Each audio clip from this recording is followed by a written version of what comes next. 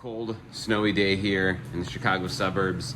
I've gone out to the garage to just do a, basically fire up the cars, let them run for a little bit. Haven't done it in a couple weeks, and I figured I'd do a quick video on my race car, my e36 M3, that over the years has had done a bunch of different motors in it, different suspensions, wide bodies, aero, all that good stuff, different race series. But as of late, a couple years ago, we decided to swap in K-Series, rear-wheel drive setup, of course, and figured I'd just do a real quick video on it because I really haven't put much out on it.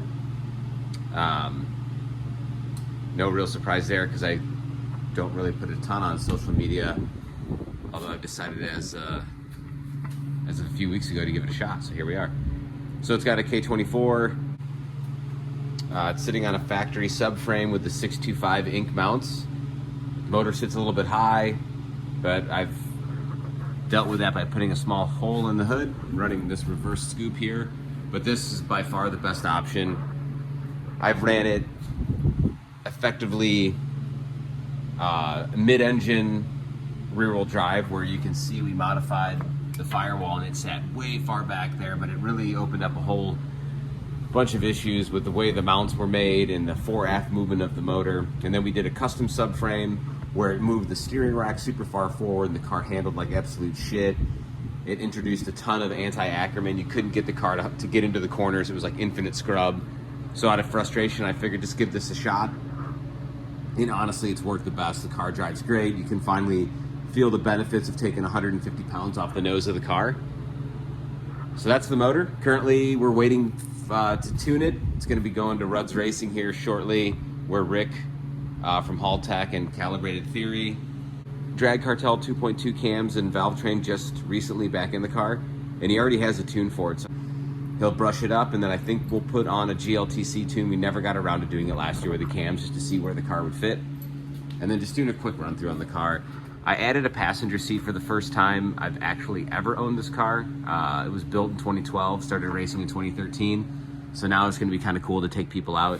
It's got a full Hall Tech Elite 1500, running all their bits and bobs to make it run, their IC7 dash, other things we've kind of done in here. It's been kind of changed over the years with how it's laid out. Got the ABS system in the car, power steering system in the car. I run an actual race heater core setup, which is kind of neat. Found these in England for sale. You don't really see them here in America. A lot of people run the electric grid, or the grid across the windshield, which works, but every time I put one on, I crack a windshield and then I have to do it again and it sucks. This setup's actually pretty neat, as I had an electric heater core, and the amount of electricity it consumed, it destroyed an alternator. The amps are super high. This is just kind of neat.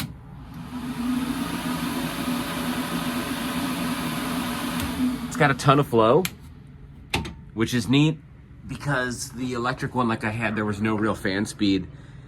And it would work, but it had to heat soak the windshield for it to do a damn thing. Otherwise, that's pretty much it, the car. I just did a kind of a refresh on it, went through, repainted the cage, cleaned up the interior. It's running my favorite livery of all time. The Bastos e36s were super cool. They were like, something about them just popped out. And they had two different variants. They have a red front or a blue front. The red front would have the Bastos logo lower, and then the blue, obviously, like I have, has the Fina up front. And I just think it looks, it's my favorite by far. And then we kind of adapted I went like even full touring mode and like took off the E36 mirror, or the M3 mirrors, and put back on the IS mirrors. Running a PTG rear wing. It's obviously not as beneficial as some of the other wings I've ran in the past. I love it. I think period correct wise, it looks super cool. And for the lack of aero, we just pretty much honed in a better mechanical setup. So there's a lot of mechanical grip in this car. So I'm going like full style points on that guy. But yeah, that's the quick and dirty on the car. We're hoping I'll have it tuned here pretty soon. Tracks don't open up till April, and I'll do my best to stay committed to trying to get some content on it, some coverage of it, having fun out on track.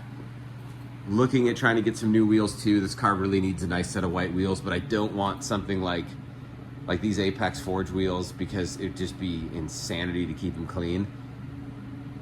Not that it's a priority of mine, but if they're white, they're gonna look even crappier than these look dirty, because I'm bad at cleaning them. But yeah, that's the car. And we'll have maybe some dyno videos here pretty soon, because like I said, next week it'll be on the rollers getting the tune.